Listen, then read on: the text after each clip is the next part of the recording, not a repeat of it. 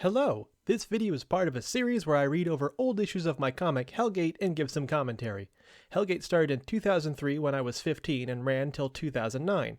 You can read it for free at jaegercomics.com. This footage was captured from my streams over at twitch.tv/Jaeger_comics. This one is Battle 14, Control and the Godslash. Looks like it's from 2005. Last time on Hellgate, Battle 13, Miracle. Neil tells of the time he met Courtney and how he came to love her. Then Jessica explains that Courtney loved Neil too, but now Demonic is healing Courtney. Neither of them are conscious. So yeah, just basically last time, Courtney got, you can actually see it here on the cover, she got absolutely skewered by this giant earthen sphere, but somehow Demonic was able to use his power to conserve her life and is actually inducing her body to heal this grievous injury. But she is in a coma, and so is Demonic while he does the healing process. And Courtney's doctor offered Neil and the gang his vacation home on a cliffside beach in Florida. We start with a view of Courtney. Hi, I'm Amber. These are my cats, Timony, Tracy, and Gabby. I'm Neil Jaeger, and I'm Kunta Kinte, but you can call me Toby. Dumbass. I'll address that. My uncle sent me. I'm a nurse in training. I'll be taking care of Courtney. My head hurts.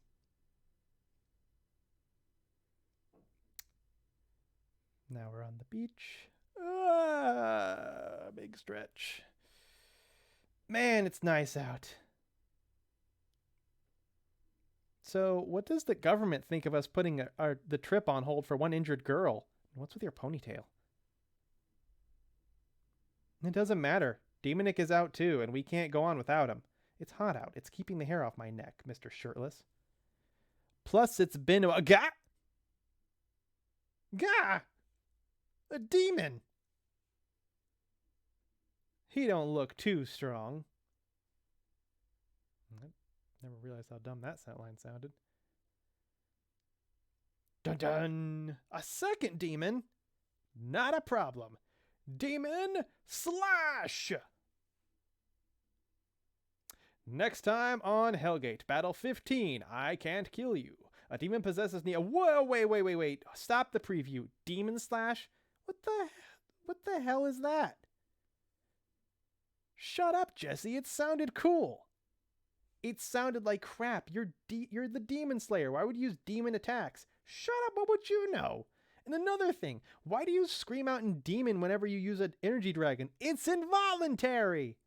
That's a pile of crap.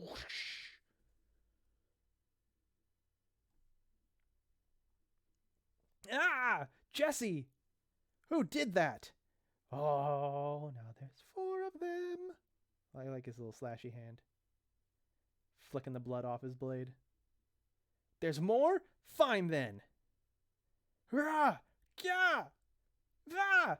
Yeah! What a pain. But I got them all. What? Oh, boom, boom, boom, boom, boom, boom. What the hell? Ah! Slashing and slashing. Montage. But no matter how much he slashes, they all come back.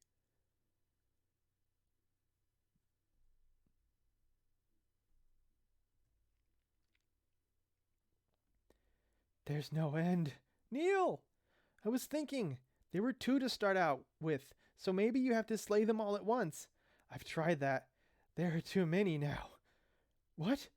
What about the energy dragon? Great idea, Jesse. Ulfnam!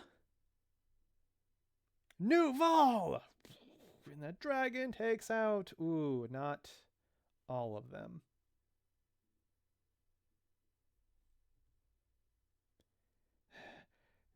Damn. There are just too many of them. The energy dragon can't get them all. Well, at least they aren't attack.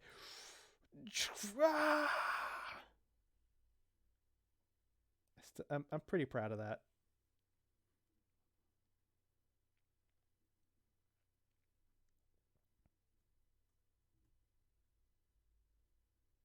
Neil! Neil? Get away! Neil? Oh, those heights aren't. That ain't canon. I did not use the head method there. That is too short of a Neil for that height of that Jesse. Anyway. The only way I might win is if I go to my demonic form. You might be in danger near me.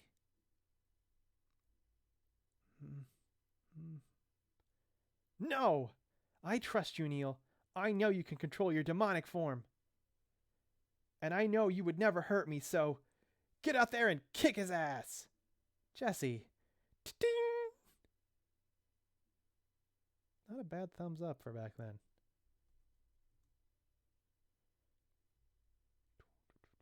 Staring him down. Neil. Courtney. Big old muscly power up. Neil? It's okay, Jesse. Because I am going to kill him. His eyes. It's different. I can feel my power. I can control it. Huh? Bum bum. Bum bum. This is the same feeling I had when I learned the energy dragon. Stay back, Jesse. Neil. Sheaths the sword.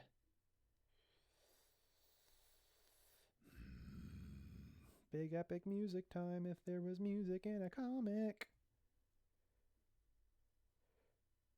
Vaj Zops! The God Slash.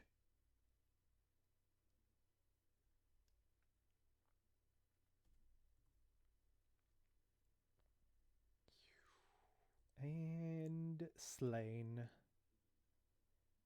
Thank God that's over. The demon is gone. Neil? Ow. Ow? Ow. What do you mean, ow? I mean, ow, I am cut up all over, Jesse. Oh, cry me a river, I'm cut too. Yeah, but your wounds weren't spread open by a sudden increase in muscle mass. Shut up. Here we see classic Demon Castle. Somewhere over northern Canada. The Demon Castle. Oh. God, I don't remember what all this says, and I... Alright. So we got this little demon here, right? There is a translator, by the way, if you don't know, in issue 11. You could translate all this yourself. I remember the gist of it. So, essentially, he's kind of crawling through the demon castle, and he's thinking to himself that he's been called by the Demon King, and that he needs to... The translator hurts my eyes. Maybe that's fair. I don't blame you on that. He needs to find a host to control, but he doesn't want to make the same mistake he made last time with the first Demon Slayer. And now he's flashing back to that time he got a host. Can you kill me like this, Jaeger? Oh, sorry, that's the girl talk. Can you kill me like this, Jaeger? Why should I care if she lives or dies? No, wait! And then boom. The original Demon Slayer cut right through the innocent girl and the demon. He's like, I can't make that mistake again. This time I gotta find someone Jaeger knows personally. He's like, have you determined where you want to go to find your host or whatever? He's like, yes, Eureka.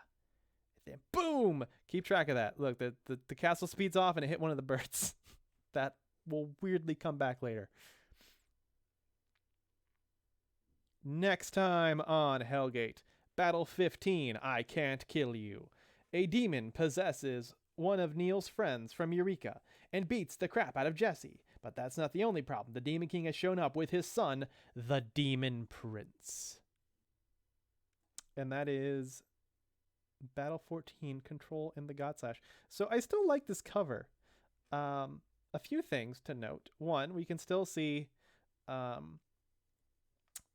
you can still see the scars and wounds on his arm from previous issues. Those still have not fully healed. The scars are from being bitten by that dragon in issue 9, and the still scabbed over 3 puncture wounds are from the demon with the claws, the fast demon with the claws, where Neil used his arm as a shield.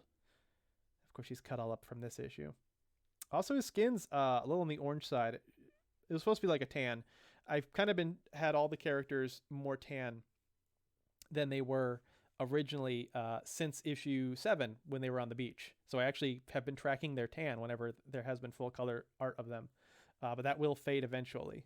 I don't remember how many issues I keep that tan, but eventually I do get rid of it. But basically, I make everyone a shade darker since they went on since they were on the beach. But of course, this is Neil using his new move, the Godslash, this red wave that comes out of the invisible sheath whenever he builds up demonic energy in the sword and inside the sheath, and then he draws it, and that wave of energy just comes spilling out. Weird thing about these cats. They're based off my ex-girlfriends. No reason for this. There's nothing to be taken from this. There's no symbolism. It was a completely arbitrary decision my dumbass made in 2005. And in fact, I think Gabby here wasn't even my ex at the time. I think me and Gabby were in a relationship still. Tracy and Timony were my exes. Timony being my first girlfriend. It was I don't really have too many there wasn't, it's weird to say, I don't remember Timony that well or much unique things about her, which is why her simple thing is I just put a bow on her tail. Tracy was an artist, amazing art. I mean, still is, I assume. She did amazing like Sonic art and stuff like that. She really liked drawing Sonic characters, not really like OCs particularly. Like I don't know. Remember she had this really sick drawing of Shadow she did that I'm still envious to this day. And that's why she's supposed to have like one of those like French art hats. And then Gabby was a Trekkie, so that's why the cat's doing the live long and prosper. It's kind of hard to make out. You'll see it in other ones, but they each have their tag. Beret, yeah, beret. Timony's is in a heart, Tracy's in the shape of an art easel, and Gabby's in the shape of the Star Trek insignia. And she's supposed to kind of have the insignia on her forehead, but you can't really make it out in this drawing. This joke here, and I'm Kunta Kinte, but you can call me Toby. Not a cool joke anymore. Probably never was.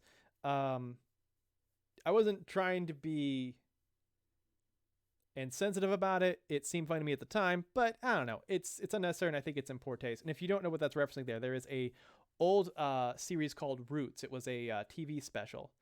And it told the story. This guy basically, this black man actually looked into his family lineage going all the way back to when his ancestors were captured and brought over as slaves. And this mini series basically shows the life of his lineage up to the modern day, or up to, I think up to emancipation. I'm not sure if it goes beyond that. But the first instance is his earliest ancestor he could find was Kunta Kinte, who was captured and brought over to be enslaved, and they gave him the name Toby. And there's a famous scene where he's basically being whipped and being forced to refer to himself as Toby, and he's reluctant. He wants people to know his name is Kunta Kinte. So when I give you that context, this joke is less cool. Like, it's making light of a very serious and dark situation. But when you're young, like I was at the time, and while I was affected by Roots, I remember liking it very much. We watched it in school.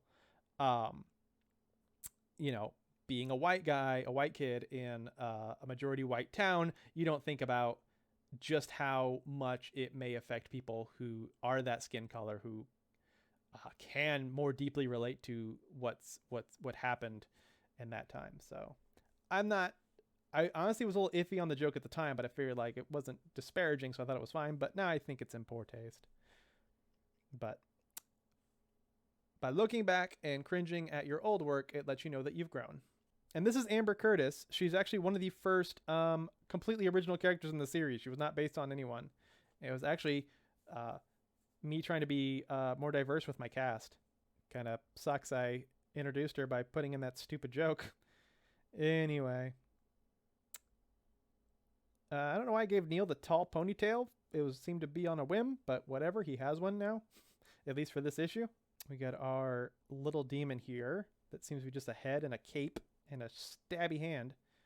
He don't look too strong. I never realized how dumb he doesn't look too strong. Jaeger, Christ. So that arm's weird. We're not going to critique every little art issue. We'll be here all day.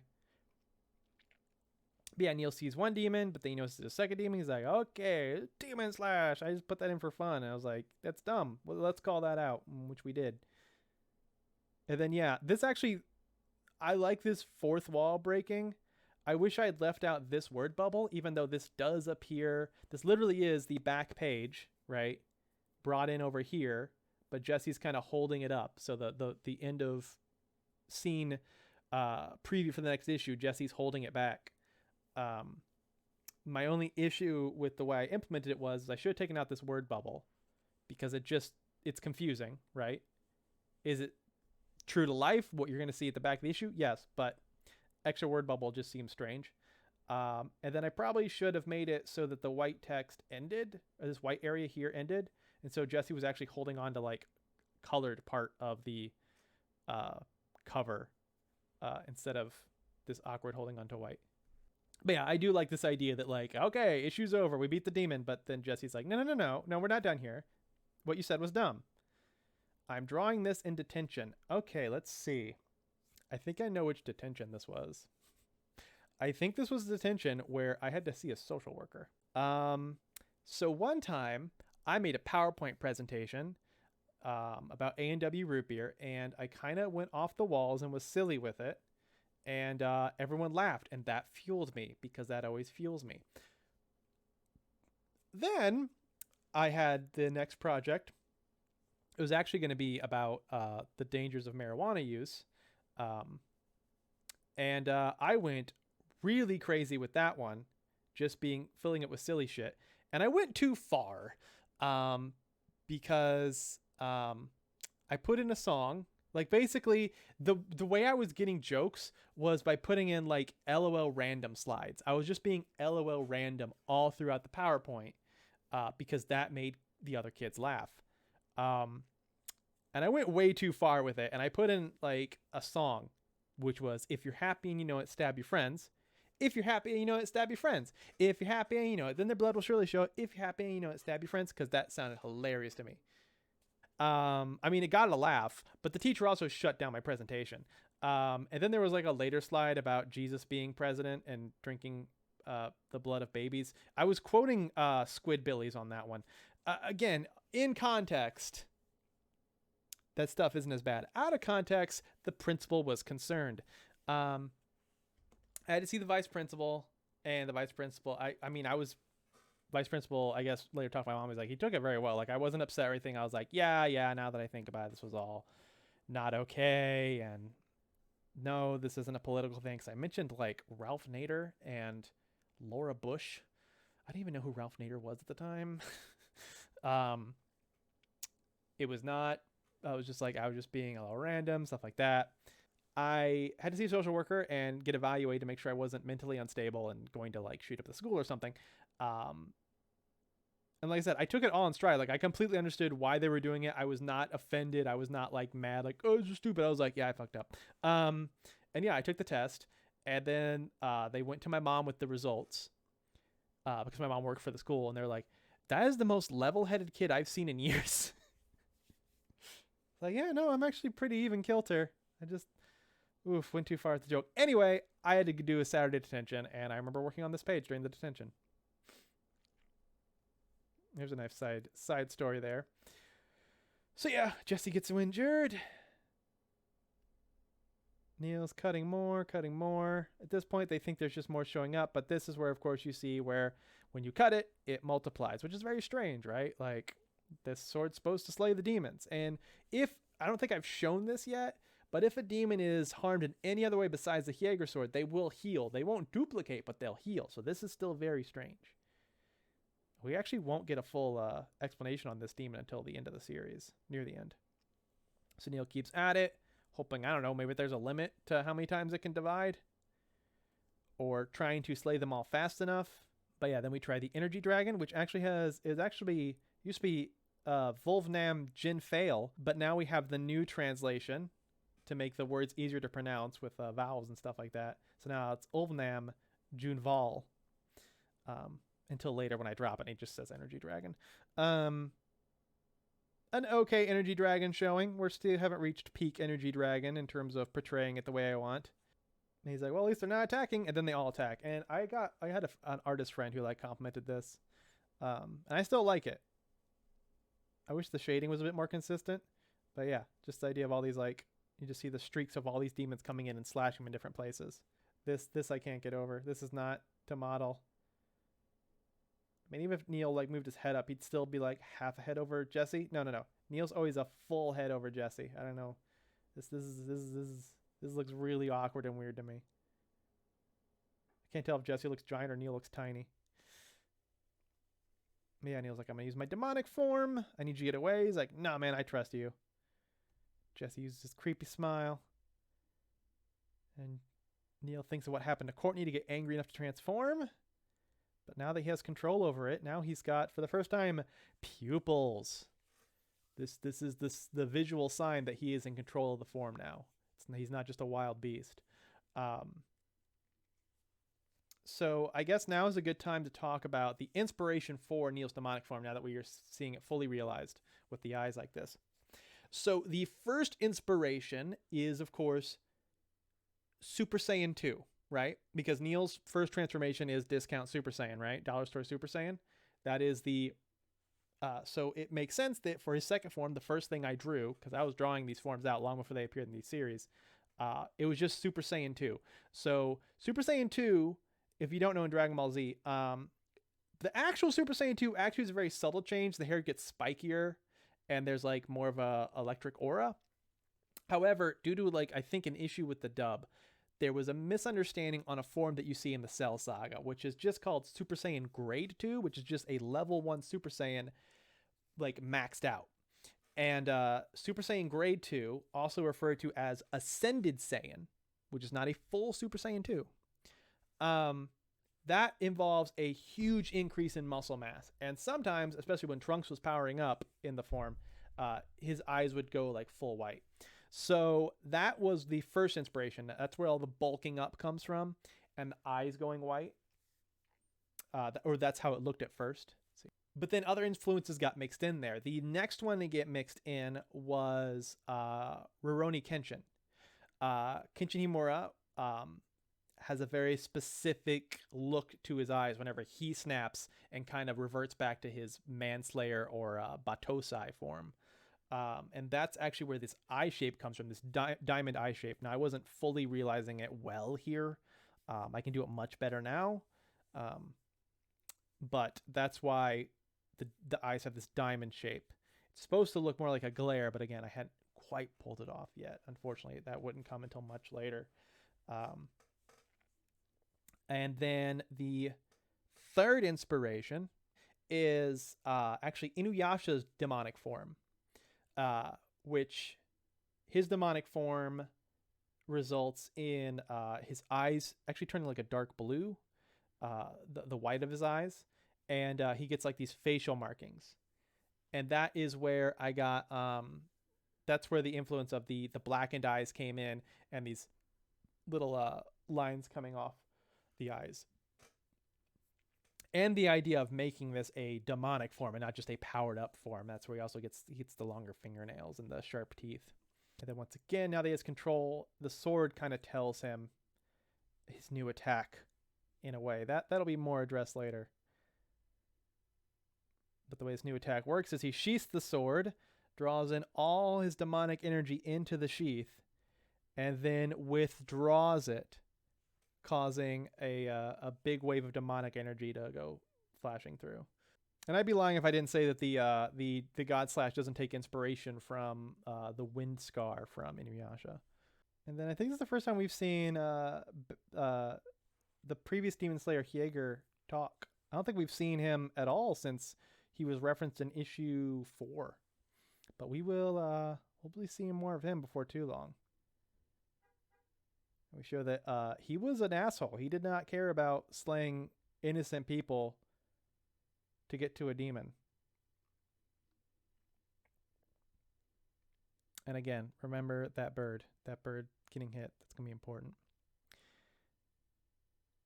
And yeah, and next time will be issue 15, I Can't Kill You. Thank you so much for watching. If you liked this video, make sure you hit the like button, and I'd love to read your comments below. And make sure you're subscribed so you know when the next comic goes up. Also, check the description for a playlist of any readings you may have already missed. And if you'd like to read ahead, all of these comics are free on my website, YagerComics.com. Bye!